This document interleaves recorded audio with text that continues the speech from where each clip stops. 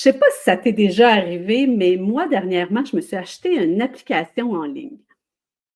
Et là, j'ai eu un problème pour rentrer dans cette application-là. Donc, j'ai interpellé l'organisation en disant, «J'arrive pas à rentrer dans votre plateforme, qu'est-ce que je peux faire?» Donc, rapidement, ils m'ont répondu, puis ils m'ont donné un processus et là, j'ai tourné en rond pendant quelques minutes. Puis là, je me dis: «Ben, ça fonctionne pas», donc j'ai renvoyé une demande. Bref, après 6 fois, je te jure, à peu près au moins 6 fois, je commençais à être un peu choquée, impatiente et je leur ai dit: «Ça se peut que ce soit moi le problème». La seule chose que j'ai rajoutée cette fois-là au courriel, c'était d'envoyer une photo de ma facture, leur disant: «Ben, voici le chemin que je fais exactement». Bref, je racontais cette histoire-là à une personne que j'ai rencontrée dans mon réseautage, Cathy, qui, elle, me dit: «Ah, c'est exactement le biais du survivant». Alors aujourd'hui, je t'amène à connaître le biais du survivant et surtout, on va t'offrir un outil, une façon de réfléchir pour éviter le biais du survivant. 35 heures par semaine, c'est plus de 1700 heures de travail par an. Tu veux surtout pas perdre le nord. Pour préserver ton esprit d'aventurier au travail, tu as besoin de ta boussole. Rien de plus simple. Inscris-toi à Espace Co-Création. Ta boussole pour naviguer dans les territoires de l'innovation, de la collaboration et du courage. Parce que tu souhaites que tes actions résonnent bien au-delà du présent. Le rendez-vous des aventuriers du travail, ton bonheur, ta réussite. Je suis Nathalie Fortin, co-créatrice de changement et je suis prête à t'accompagner dès maintenant. Bonne écoute!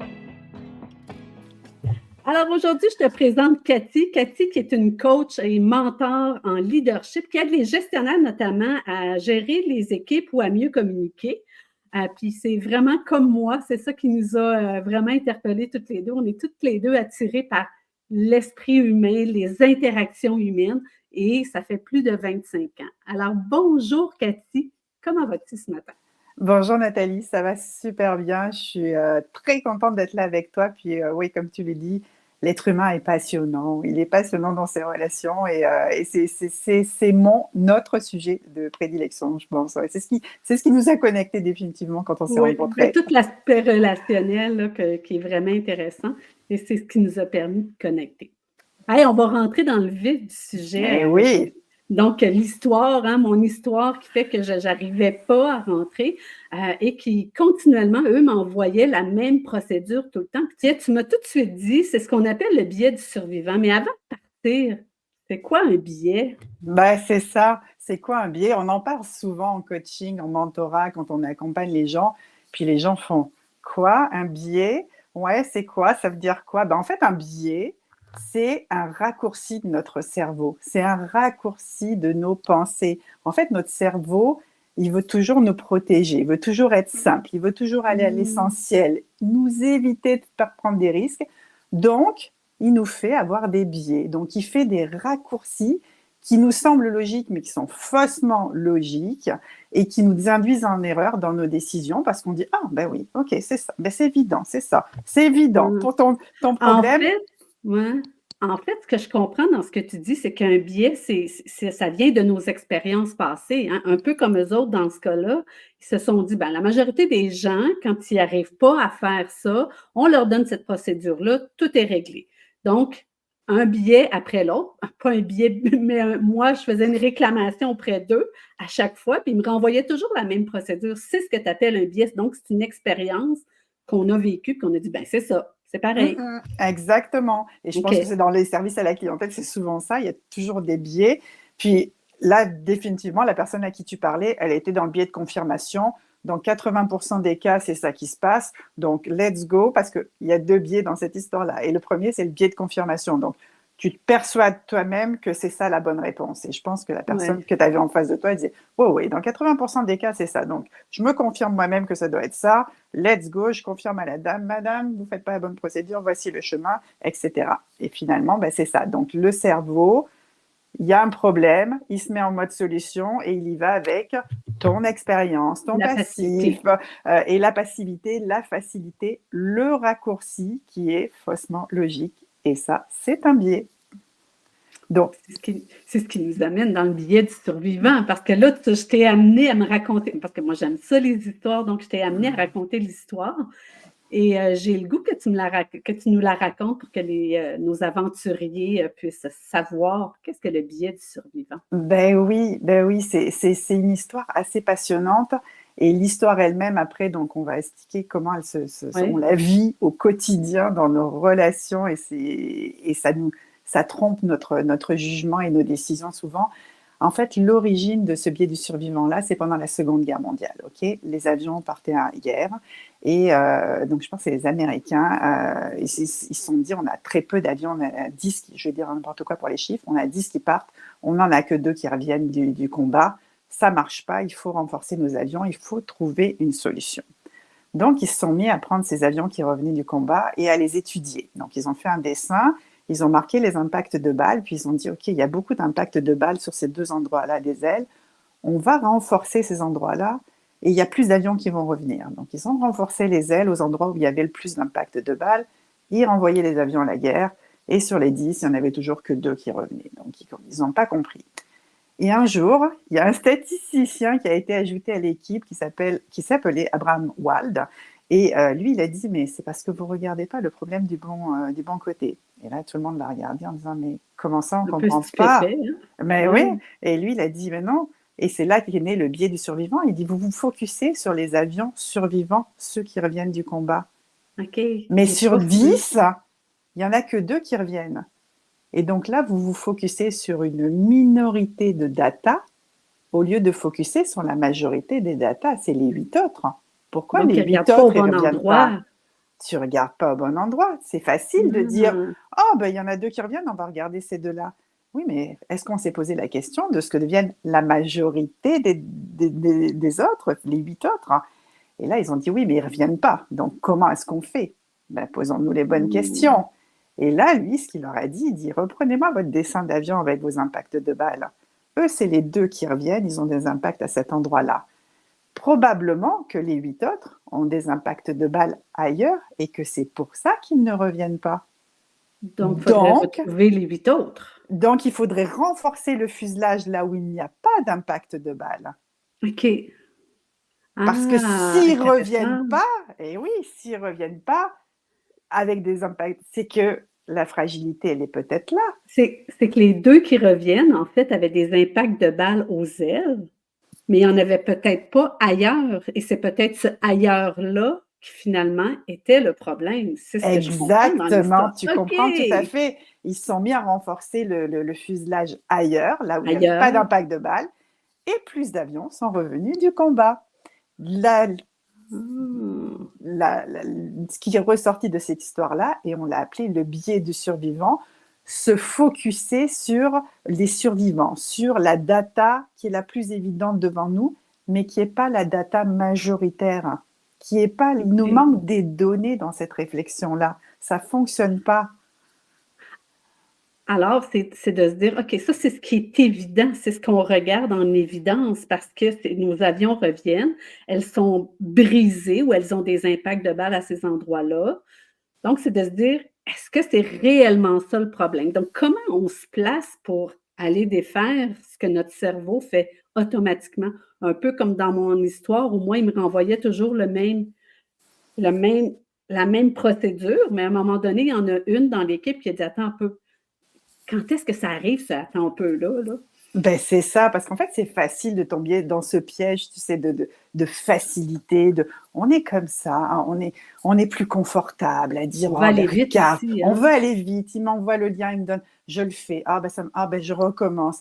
Mais en fait, il faudrait être capable, surtout au travail, de faire pause et de dire, OK, j'arrête le temps, et au lieu de, parce Arrêter. que des fois, on dit, oui, on n'a pas le temps. On n'a pas le Oui. temps. Souvent, tu le sais, on en a déjà parlé, Ouais. en fait, on ne prend pas le temps. Il y a une Effectivement. nuance là-dedans. Et on se dit, oui, mais il m'a envoyé la procédure. Alors, oui, mais si tu l'as fait une fois, c'est bien. 2 fois, d'accord.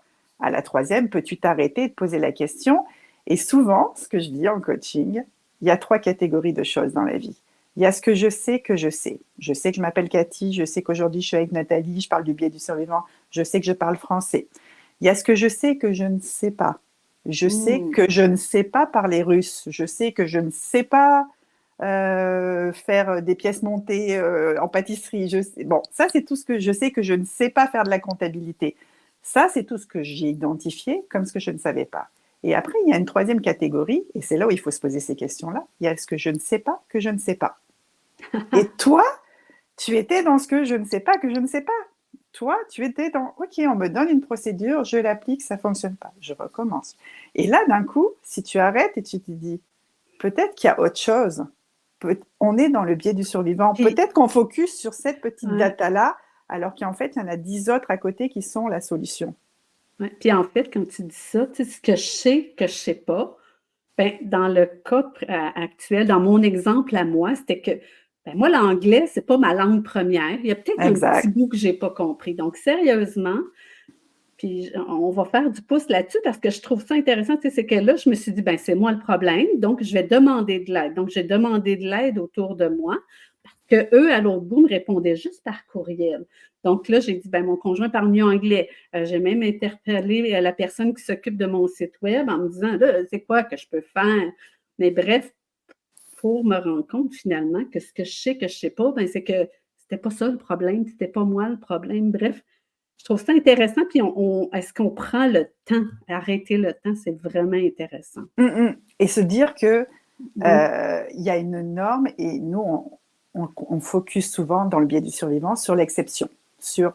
le petit truc à côté, alors qu'en fait, il y a tout le reste, toute cette data. Il y a les 8 autres avions, il n'y en a pas que 2, il y en a 10 en tout.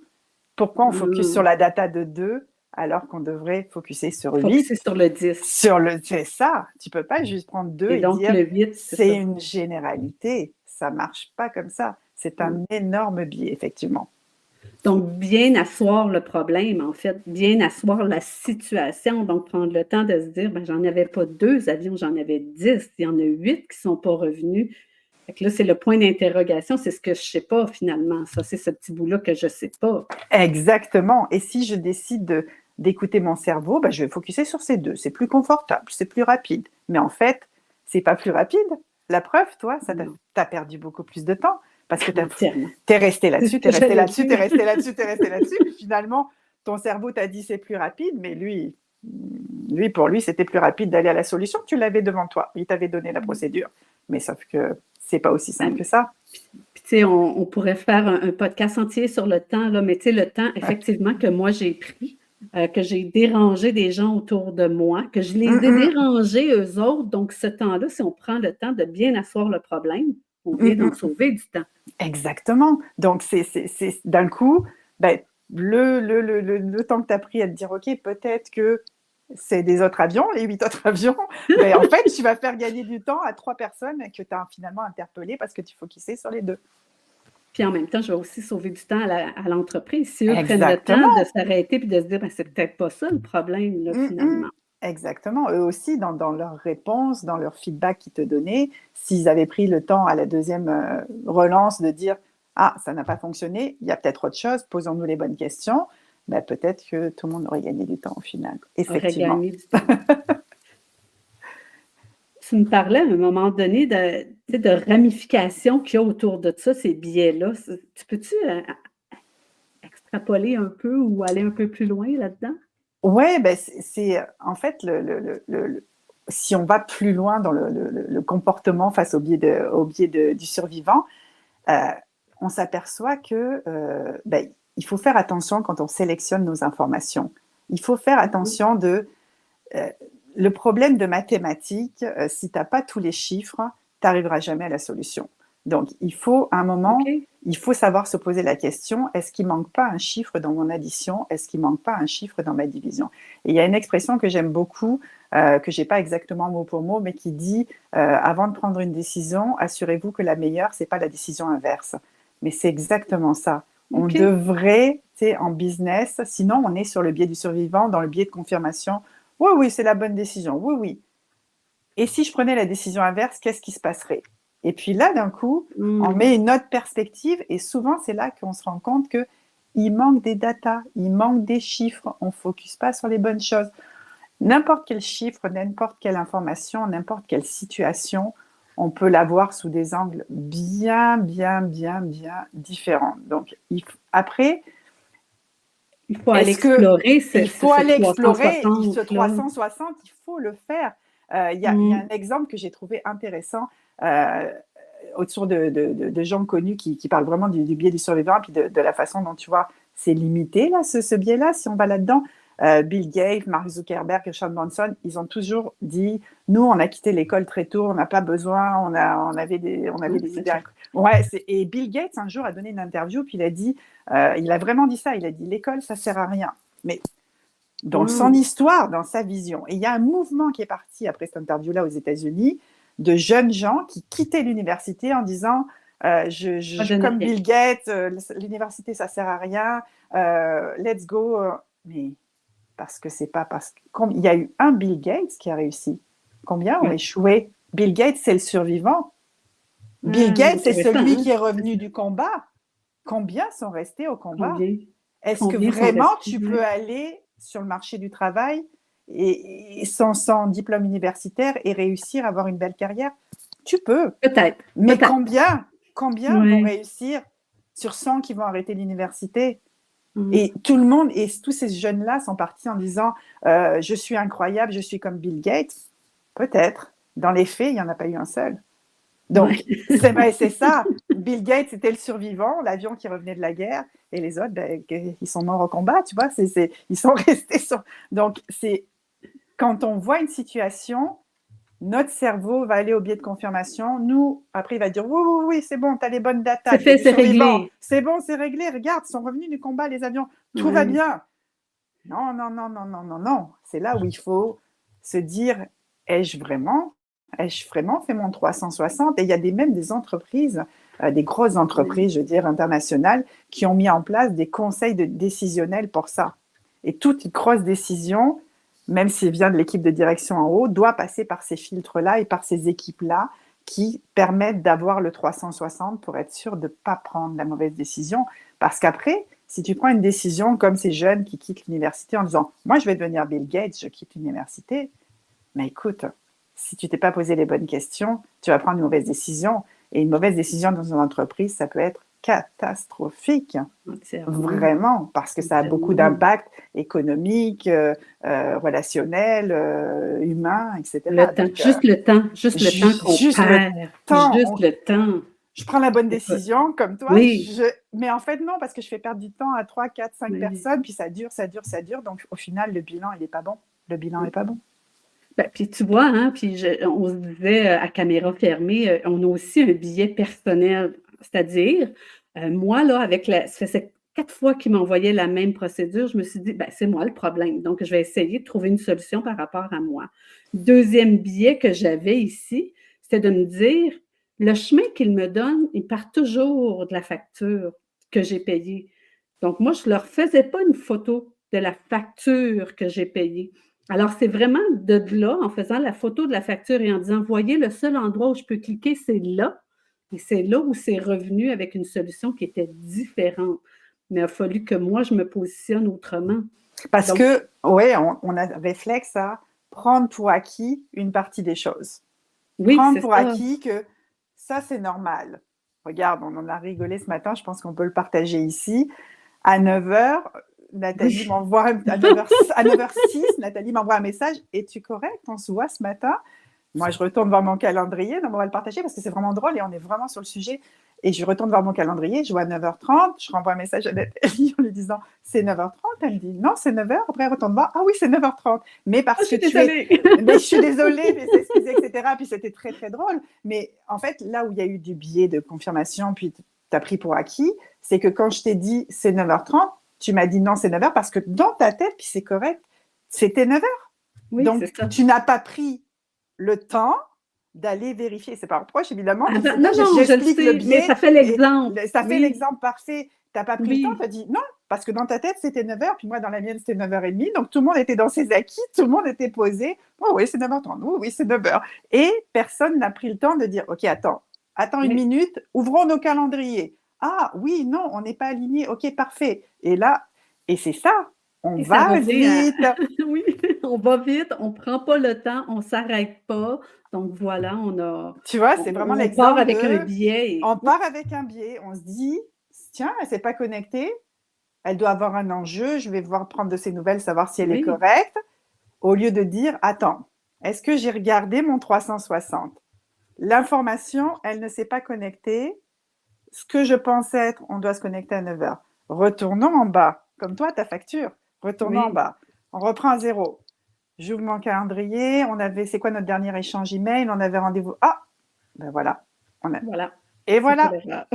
Et voilà. Non, mais c'est ça. Ben non, puis c'est pas Et une erreur, hein, faut bien se le non, rappeler parce c'est que pas une c'est erreur. là le biais du survivant. Donc c'est au moins d'en prendre conscience.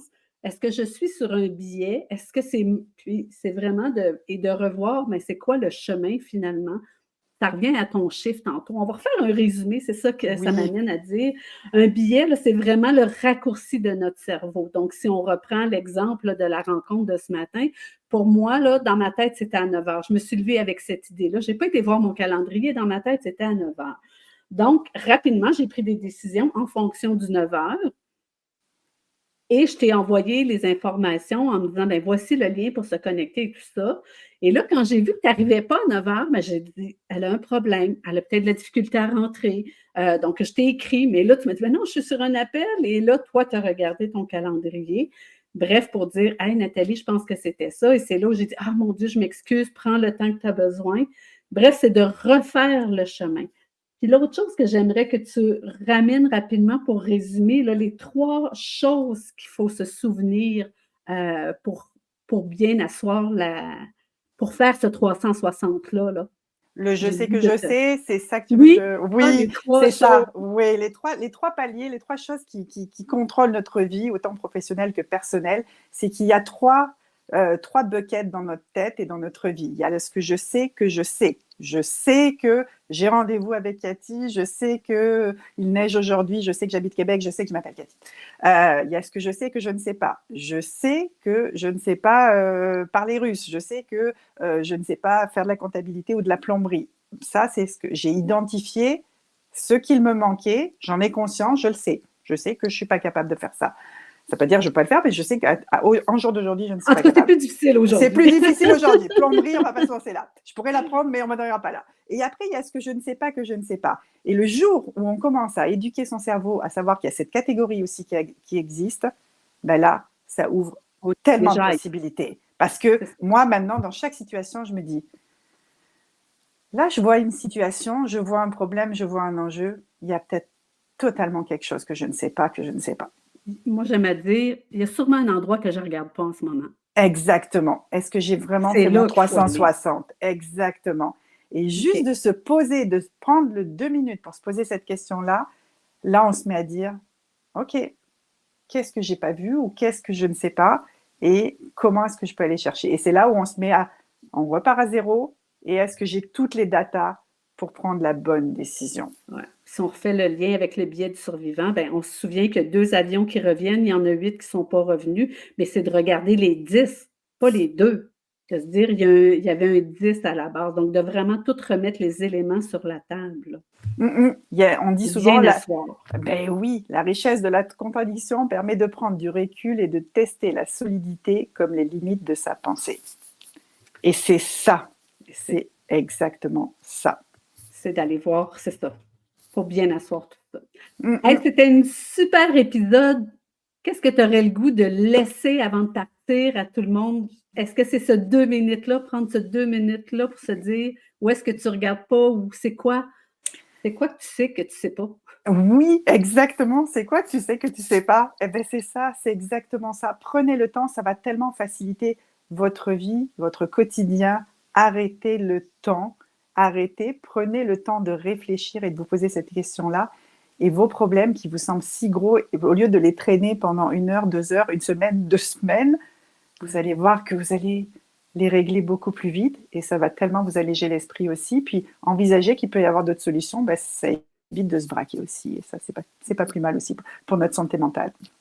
Fait qu'avec mon histoire là, d'achat, j'aurais dû tout de suite envoyer la facture, le chemin complet. Bref, j'aurais sauvé du temps moi La aussi. prochaine fois, tu seras prête.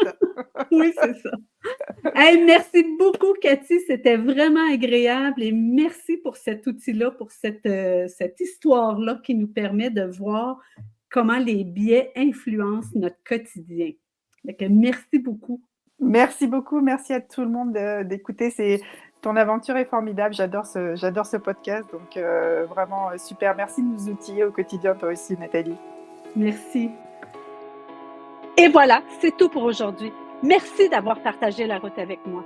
Si tu as aimé, n'hésite pas. Partage, mets des étoiles ou laisse des commentaires pour que d'autres aventuriers trouvent la route. Ensemble, redéfinissons l'univers du travail. Et n'oublie pas, les aventuriers du travail, c'est ton bonheur, ta réussite. Je te dis à très bientôt.